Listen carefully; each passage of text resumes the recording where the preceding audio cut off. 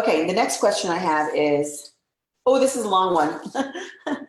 Hi, Lisa. I'm trying to understand the interaction with guides and psychics and how that works. For example, I've had more than one reading where the psychic got it very wrong. The last one involved a man I was dating, but that I had some reservations about. The psychic assured me that I just needed to be patient, that I was a light in his life, that he gets me, that he could possibly be the one, etc. And the next day, he dropped me. So, whose guides was the psychic talking to? Mine? If so, I want to fire them. Or was the psychic talking to her guides? Here's the real question. Whose guides should a psychic be talking to? The psychics or the person getting the reading? I just don't buy the free will excuse every time they get it so very, very wrong. I want to ask the psychic to speak to only my guides. Can I do that? And this question comes from Anne. Okay, so Anne, so there's a lot there, right? So I'm not going to spend the time diagnosing somebody else's session with you, okay? They have their own process of how they gather their guidance to answer the questions that you have. But let me say this, to answer your question, whose guides? It's always their guides. It's always their guides.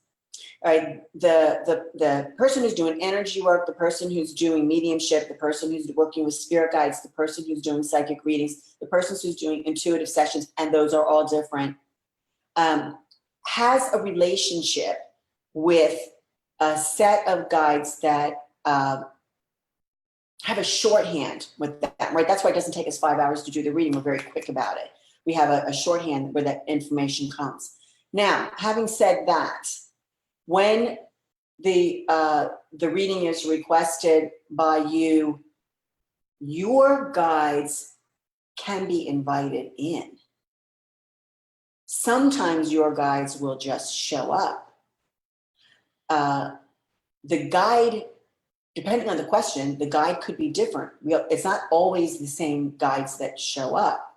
If you're talking about health, there might be guides that show up to deal with health questions. If you're working on a creative project, there might be guides that come in to help with questions and guidance with the creative project, right?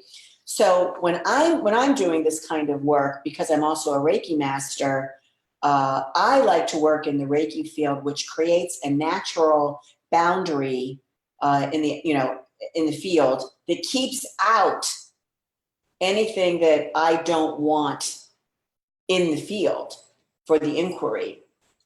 I'm looking for information that can be used immediately, information that can be practical, information that has the person's highest and best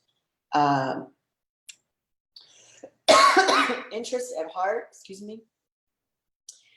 Now, having said that, sometimes there are characters that come in that don't have your highest and best interest. There are low-level characters that just want to play. They just want to be able to see the psychic repeat what it is that they're giving them. That's okay. A good psychic can differentiate between that because the vibration of that feels differently.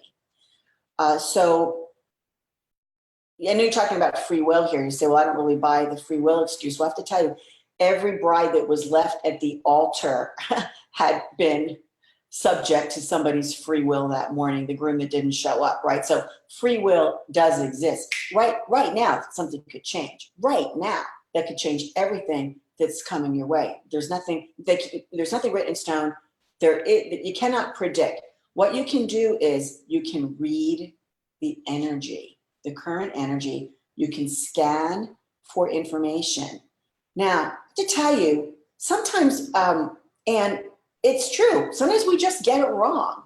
It is really difficult to receive signs and symbols and interpret them and translate them into language and get it right 100% of the time.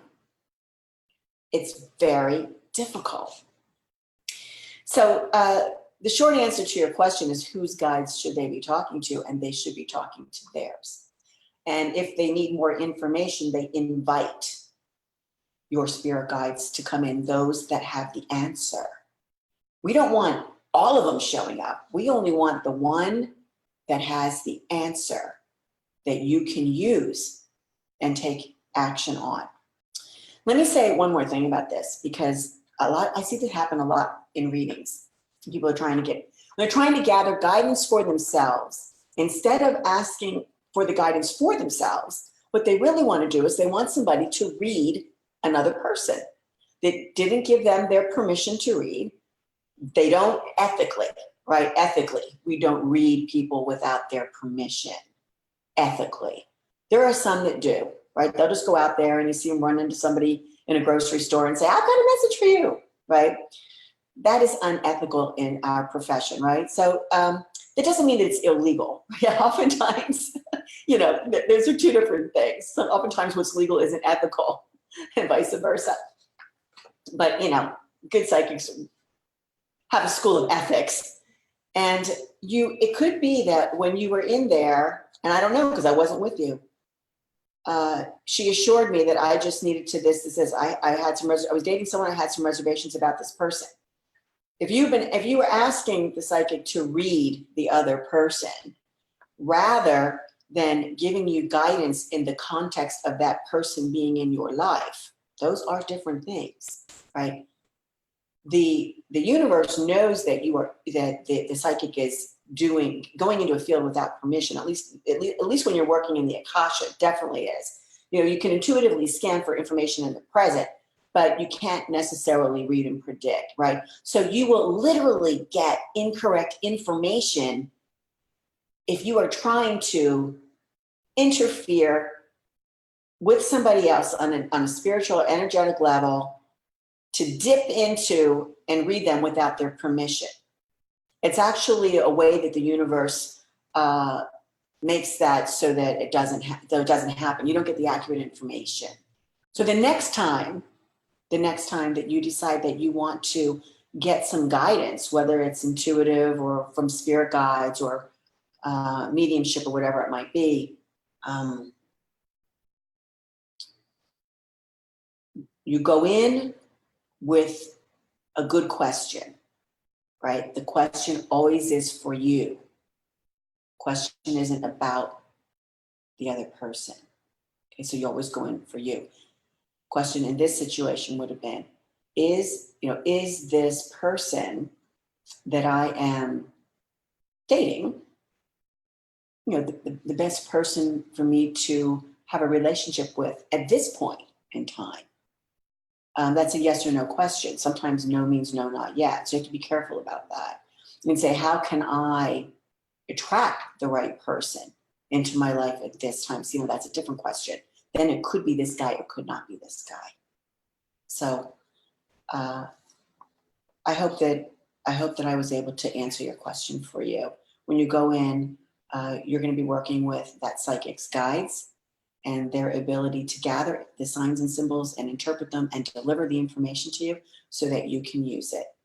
And they will give it to you as it is available to them in the present, right? And if you make a choice or someone else makes a choice or your neighbor makes a choice and somehow changes the trajectory of what was coming, then it will look like it's not accurate, even though it may have been accurate in that moment. The short answer to your question is it's the psychic's guides, right? If they've got a good relationship with their guides, you'll get good information if you ask good questions.